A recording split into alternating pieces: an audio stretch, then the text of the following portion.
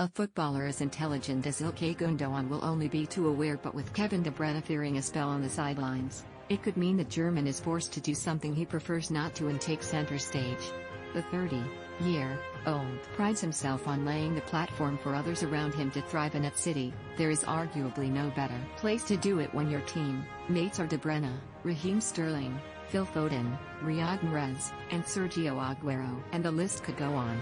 But this season, one where clubs are pushed like never before with the calendar playing catch up to the COVID-19 lockdown in 2020, it is Gundogan who has come to the fore.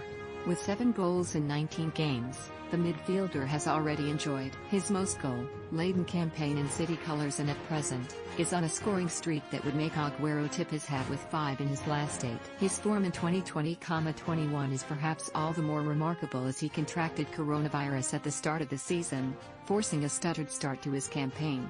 But his absence had an impact on City, as well. They won once without him, and since he has been back in the team, they've won 13 in 16. His penalty against Aston Villa on Wednesday night clinched a 2-0 win for City and took them top of the Premier League table. But the 3 points was marred by De Bruyne going off in the 59th minute and heading straight down the tunnel for treatment. Pep Guardiola sounded relaxed about the issue, saying sometimes these things happen, but it is clear that with the table as bunched as it is, losing De Bruyne would be a major blow for City, even if it was only a couple of weeks. Once again, he is in the middle of another outstanding season.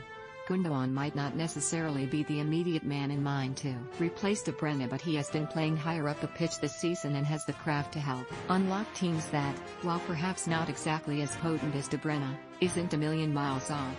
The stats show that at present, Gundogan has yet to provide an assist in City colours, but his snappy play helps dictate the tempo of their attack under Guardiola. He has helped create 24 chances for his team to date, and typically a holding player, he relishes the harder yards of the game and winning the ball back for his team.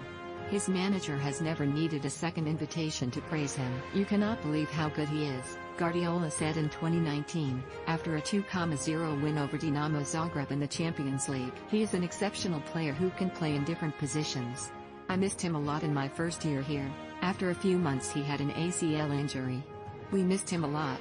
He is an exceptional player, one of the best signings this club has done in its history."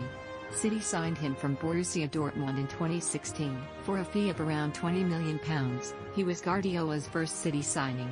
And Gundogan's time at Dortmund, a 5-year spell, makes him one of the few players to have played under Liverpool manager Jurgen Klopp and Guardiola. But he didn't start quickly under Klopp and needed time to adapt to his methods. "He is willing to learn and is very smart," Klopp said at the time. "He also brings a great attitude. Ilkay has a great passing game, is a complete player, and fits perfectly into our footballing system." As it stands, Klopp's Liverpool are 4 points behind City, but Guardiola's side have a game in hand. For City, focusing too much on the defending champions would be an error at this stage of the season. 8 points separate the top 7. But should it be City that reclaim the Premier League title, Gundogan will inevitably have played a central role in wresting the trophy back from his old boss. And to do that in this season, a campaign that unites managers across the league in agreement of how tough it is, would be a major accomplishment for Gundogan, a fitting one that would match Guardiola's claim of him being one of the most crucial signings in the club's history.